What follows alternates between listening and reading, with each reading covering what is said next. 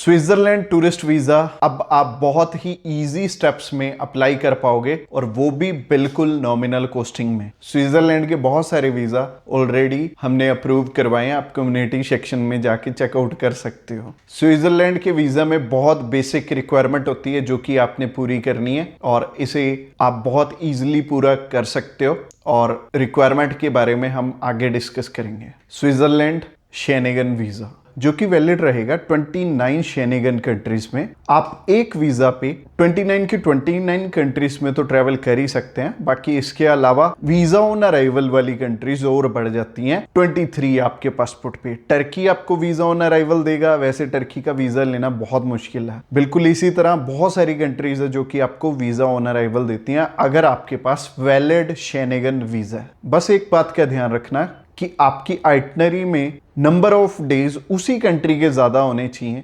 जिस कंट्री का वीजा आप अप्लाई कर रहे हो। अब बात करते हैं कुछ एक मिस्टेक्स की जो कि आपने अवॉइड करनी है। शेनेगन जितनी भी कंट्रीज है ना, मैक्सिमम कंट्रीज में confirm hotel booking, confirm air ticket की जरूरत नहीं होती। वीजा आना होगा तो डायरेक्टली आपका होल्ड वाली एयर टिकट पे भी आ जाएगा। तो बहुत सारे लोग अपने पैसे बर्बाद कर देते हैं। अभी हमारे पास एक कपल आए थे, उन्होंने लगभग 2 से 3 लाख रुपए की टिकट उनकी वेस्ट ही चली गई। तो जब भी वीजा अप्लाई करना है हम होल्ड वाली टिकट पे भी कर सकते हैं इस वीजा को अप्लाई करने से पहले। पर मैं सलाह ये देता हूं कि ट्रैवल हिस्ट्री की कोई जरूरत नहीं है जब भी आपने शेनेगन वीजा अप्लाई करके लेना है। और इवन जितने भी आज तक के हमारे वीजाज लगे हैं वो बिना ट्रैवल हिस्ट्री के लगे हैं। अगेन वो ही बात है कि शेनेगन 29 कंट्रीज हैं, कोई ना कोई कंट्री ना एक टाइम पे वीजा दे रही होती है। तो बेटर है जिस कंट्री से रिजल्ट अच्छे निकल रहे हैं उसी कंट्री का अप्लाई करके हम वीजा ले लें, रादर देन कि हम 2-3 कंट्रीज में घूमने पे 1-2 लाख रुपए वेस्ट करें, उसके बाद वीजा अप्लाई करें और सही ढंग से अगर मान लो हम रिक्वायरमेंट ही नहीं अपनी देख रहे और पूरी कर रहे तो वैसे भी एम्बेसी ने आपका रिफ्यूज करना, चाहे आप ट्रैवल हो चाहे नहीं हो। और एम्बेसी में आपको भी पता है सिर्फ और सिर्फ हमारे डॉक्यूमेंट्स ही जाना है, हमने तो वीएफएस सेंटर से वापस अपने घर पे लौट आना है। तो इस वीजा में आपकी सबसे पहली रिक्वायरमेंट है आपका पासपोर्ट, और पासपोर्ट में वैलिडिटी होनी चाहिए एटलीस्ट 6 मंथ की before applying for your visa. Passport size photograph चाहिए होंगी 35 बाय 45 की। वैलिड प्रूफ चाहिए होगा आपकी ऑक्यूपेशन का, अगर आप जॉब करते हैं तो एनओसी और सैलरी स्लिप्स, और अगर आप बिजनेस करते हैं तो बिजनेस रजिस्ट्रेशन की जरूरत होगी। और एमएसएमई, शॉप एक्ट, गुमास्ता, पार्टनरशिप फर्म या फिर प्राइवेट लिमिटेड कंपनी है आपकी, तो इनमें से कोई भी रजिस्ट्रेशन चलेगी और अच्छा रहेगा अगर आपके पास करंट अकाउंट भी हो तो। अगर नहीं है तो भी आपका वीजा आ सकता है, पर स्ट्रेटेजी चेंज करनी पड़ेगी थोड़ी। बाकी आपके नंबर ऑफ डेज के अकॉर्डिंग हमें अपना बैंक बैलेंस भी समझना पड़ेगा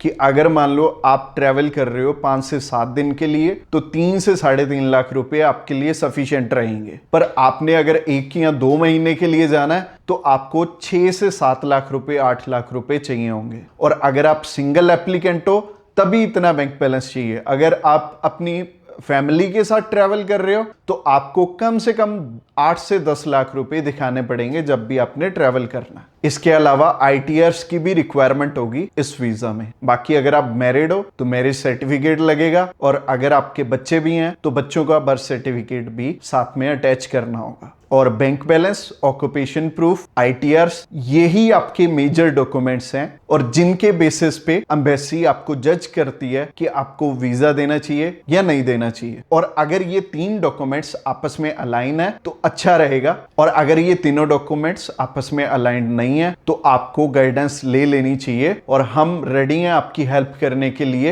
एम्बेसी की कुछ एक और रिक्वायरमेंट्स भी होती हैं, जैसे कि visa application form, cover letter, itinerary. जिस हिसाब से आपकी आइटनरी होगी उसी अकॉर्डिंग आपको एयर टिकट, ट्रैवल इंश्योरेंस और होटल बुकिंग भी दिखानी पड़ेगी। और ये सारी चीजों में हम आपकी हेल्प कर सकते हैं। हमारी कॉस्टिंग बहुत ही नॉमिनल है, और अगर आप अपनी एप्लीकेशन खुद करोगे तो उससे भी कम कॉस्टिंग आपको हमारे थ्रू अप्लाई करने की पड़ेगी। जब बात वीजा की है तो आपको गलती नहीं करनी चाहिए, किसी ट्रैवल एक्सपर्ट की हेल्प जरूर ले लेनी चाहिए। हमारी कॉस्टिंग जानना चाहते हो तो अभी हमें कॉल करके जान सकते हो। इस वीडियो को रात को देख रहे हो तो मोर पे क्लिक करके आप डिस्क्रिप्शन बॉक्स में हमारा व्हाट्सएप का लिंक है, उस लिंक पे क्लिक करते ही आप हमें मैसेज सेंड कर पाएंगे और हमारी टीम ऑफ एक्सपर्ट्स जल्दी से जल्दी आपको कांटेक्ट बैक करेगी। टीम के हर एक पर्सन को मैंने पर्सनली ट्रेन किया और सारे ही टीम लीडर पिछले 5 साल से ग्रैब माई वीजा के साथ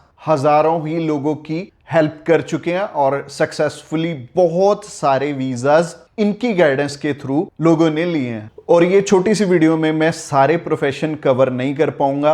आप हमें कॉल करोगे तो आपको गाइडेंस मिल जाएगी। तो अगर आप अनएम्प्लॉयड भी हो तो भी आप अपना वीजा ले सकते हो। For more details call us right now. Next video में मैं आपको प्रोसेस और कॉस्टिंग के बारे में बताने वाला हूं, तो उस वीडियो पे क्लिक करके आप उस वीडियो को भी जरूर से चेकआउट करना।